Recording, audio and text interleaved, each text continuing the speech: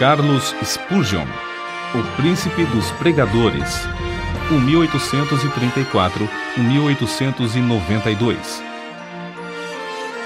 No período da Inquisição, na Espanha, sob o reinado do imperador Carlos V, milhares de crentes foram queimados em praça pública ou enterrados vivos.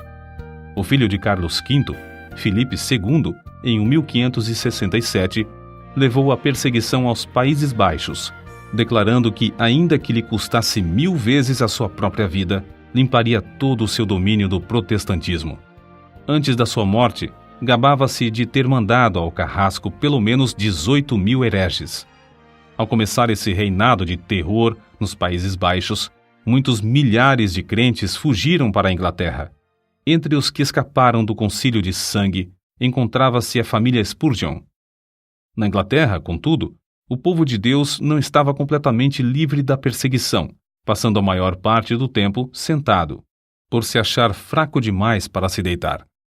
Os bisavós de Carlos eram crentes fervorosos e criaram os filhos na admoestação do Senhor. Seu avô paterno, depois de quase 50 anos de pastorado no mesmo lugar, podia dizer: "Não passei nem uma hora triste com a minha igreja depois que assumi o cargo de pastor." O pai de Carlos, Tiago Spurgeon, era o amado pastor de Stambourne. Carlos, quando ainda criança, interessava-se pela leitura de O Peregrino, pela história dos mártires e por diversas obras de teologia. É impossível calcular a influência dessas obras sobre a sua vida. O que era precoce nas coisas espirituais vê-se no acontecimento que passamos a relatar. Com apenas 5 anos de idade, Carlos percebeu profundamente o cuidado do avô com relação ao procedimento de um dos membros da igreja, mais conhecido como Velho Rhodes. Certo dia, encontrando Rhodes em companhia de outros fumando e bebendo cerveja, a criança dirigiu-se a ele dizendo: "Que fazes aqui, Elias?" O velho Rhodes, arrependido, contou então ao seu pastor como a princípio se irou com o pequeno Carlos, mas por fim sentiu-se quebrantado. Desde aquele dia, o velho Rhodes andou sempre perto do Salvador. Quando ainda em tenra idade, Carlos foi por Deus convencido do pecado. Durante alguns anos, sentia-se uma criatura sem esperança e sem conforto. Visitava locais de culto uns após outros, sem, no entanto, conseguir saber como podia livrar-se do pecado. Então, aos 15 anos de idade, aumentou nele o desejo de ser salvo. E aumentou de tal forma que passou 6 meses agonizando em oração. Nesse tempo, assistiu a um culto numa igreja em que o pregador não pudera comparecer por causa de uma grande tempestade de neve. Na ausência do pastor, um sapateiro se levantou para pregar às poucas pessoas presentes e leu este texto: "Olhai para mim e sede salvos, todos os confins da terra." Isaías, capítulo 45, versículo 22. O sapateiro, inexperiente na arte de pregar, só fazia repetir a passagem e dizer: "Não vos é necessário levantar um pé, nem um dedo. Não vos é necessário estudar no colégio para saber olhar, nem contribuir com 1000 libras. Olhai para mim, não para vós mesmos. Não há conforto em vós. Olhai para mim, suando grandes gotas de sangue. Olhai para mim, pendurado na cruz. Olhai para mim, morto e sepultado. Olhai para mim, ressuscitado. Olhai para mim à direita de Deus." Em seguida, fitando os olhos em Carlos, disse: "Moço, tu pareces ser miserável.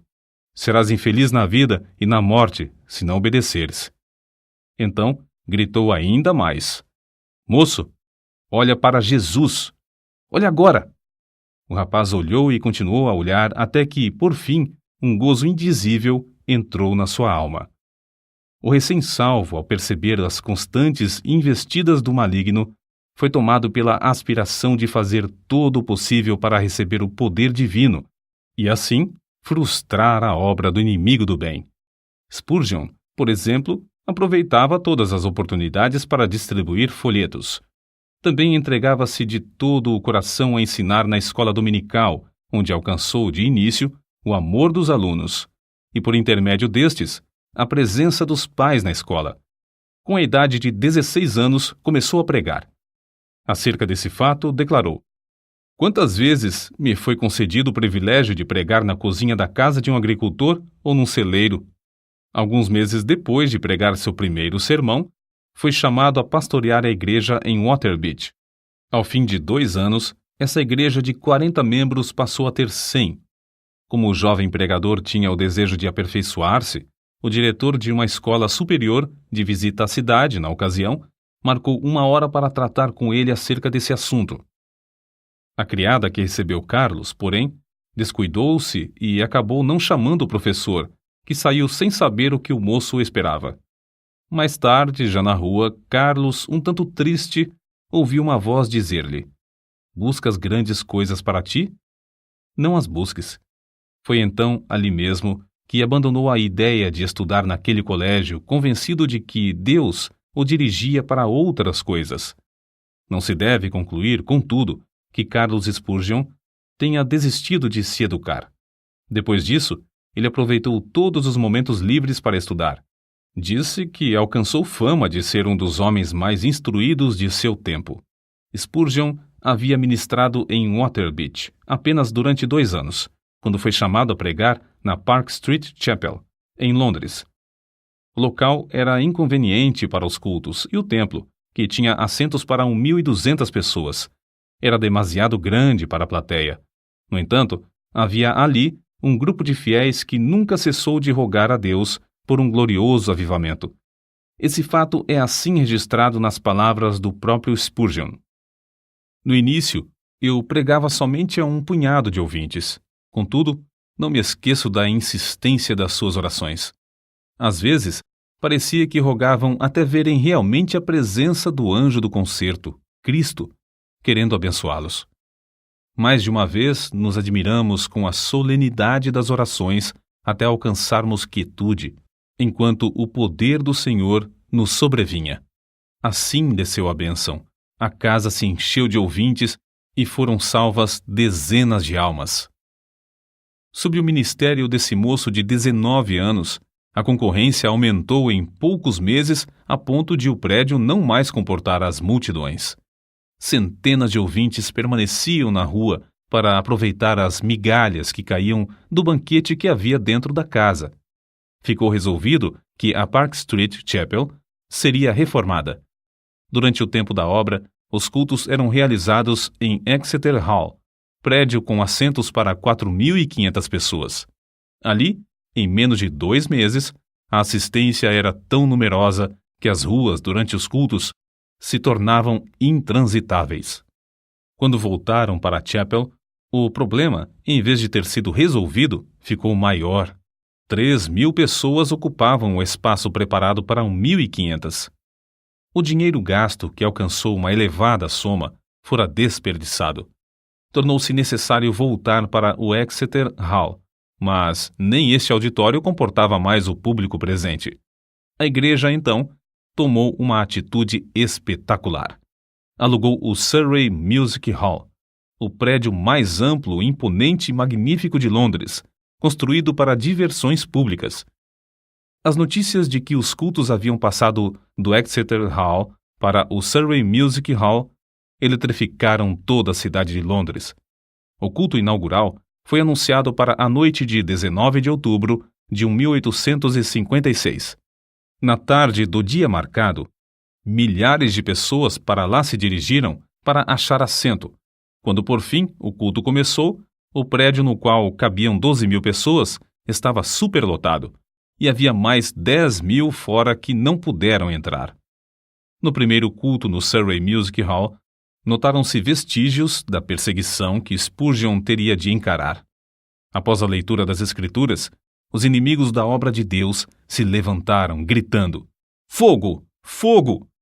Apesar de todos os esforços de Spurgeon e de outros crentes, a grande massa de gente alvoroçou-se e movimentou-se em pânico, de tal modo que 7 pessoas morreram e 28 ficaram gravemente feridas. Depois que tudo serenou, acharam-se espalhados em toda a parte do prédio roupas de homens e senhoras, chapéus, mangas de vestidos, sapatos, pernas de calças, mangas e paletós, xales, etc. Objetos esses que as milhares de pessoas aflitas deixaram, na luta para escapar do prédio. Spurgeon comportou-se com a maior calma durante todo o tempo da indescritível catástrofe, mas depois passou dias prostrado, sofrendo em consequência do tremendo choque. As notícias sobre as trágicas ocorrências durante o primeiro culto no Surrey Music Hall concorreram para aumentar o interesse pelos cultos, em vez de prejudicarem a obra. De um dia para outro, Spurgeon, o herói do sul de Londres, tornou-se um vulto de projeção mundial. Aceitou convites para pregar em cidades da Inglaterra, Escócia, Irlanda, Gales, Holanda e França.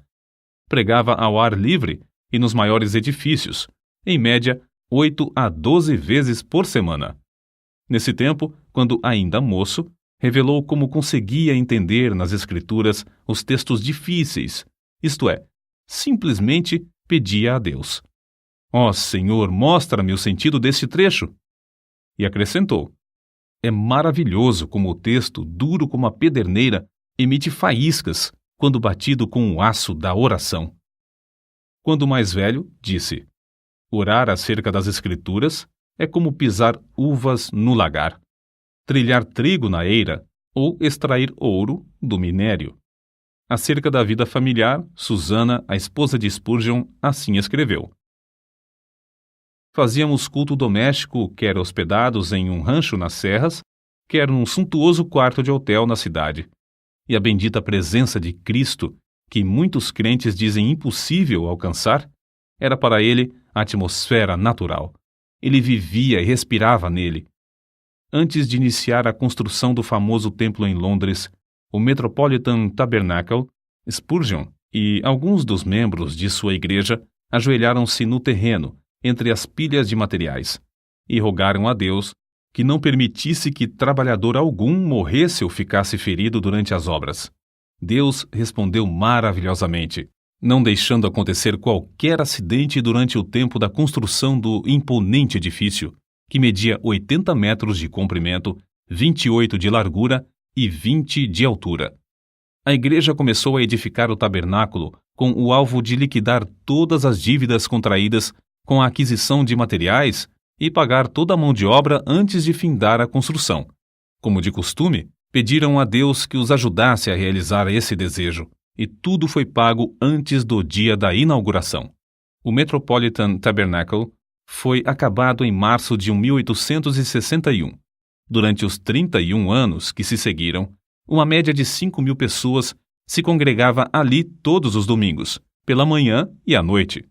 De 3 em 3 meses, Spurgeon pedia aos que já haviam feito parte da assistência que se ausentassem.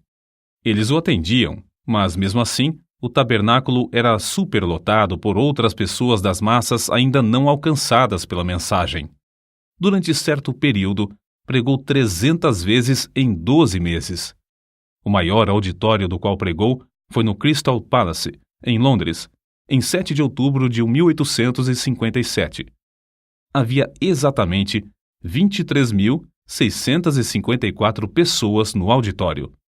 Spurgeon esforçou-se tanto nessa ocasião, e o cansaço foi tal que, após o sermão da noite de quarta-feira, dormiu até a manhã de sexta-feira. Todavia, não se deve julgar que era somente no púlpito que a sua alma ardia pela salvação dos perdidos. Também se ocupava grandemente no evangelismo individual. Nesse sentido, citamos aqui o que certo crente disse a respeito dele: "Tenho visto auditórios de 6.500 pessoas inteiramente levadas pelo fervor de Spurgeon, mas ao lado de uma criança moribunda que ele levava a Cristo, achei-o mais sublime do que quando dominava o interesse da multidão."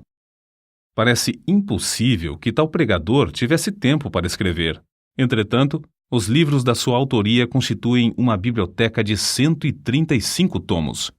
Até hoje, não há obra mais rica de joias espirituais do que A Tesouraria de Davi, 7 volumes sobre os Salmos, escritos por Spurgeon.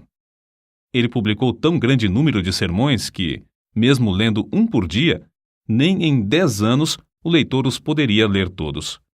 Muitos foram traduzidos em várias línguas e publicados nos jornais do mundo inteiro. Ele mesmo escrevia grande parte da matéria para seu jornal, A Espada e a Colher. Título este inspirado na história da construção dos muros de Jerusalém no tempo angustioso de Neemias.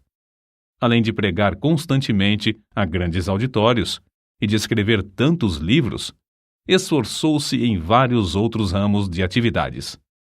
Inspirado pelo exemplo de George Mueller, fundou e dirigiu o orfanato de Stockwell. Pediam a Deus e recebiam o necessário para levantar prédio após prédio e alimentar centenas de crianças desamparadas. Reconhecendo a necessidade de instruir os jovens chamados por Deus a proclamar o Evangelho e, assim, alcançar muito maior número de perdidos, fundou e dirigiu o Colégio dos Pastores. Esse trabalho foi marcado pela mesma fé em Deus demonstrada na obra de cuidar dos órfãos. Impressionado com a vasta circulação de literatura viciosa, formou uma junta de vendagem de livros evangélicos. Dezenas de vendedores foram sustentados e milhares de discursos feitos, além de muitas toneladas de escrituras e outros livros terem sido vendidos de casa em casa. Acerca de tão estupendo êxito na vida de Spurgeon, convém notar o seguinte: nenhum dos seus antepassados alcançou fama.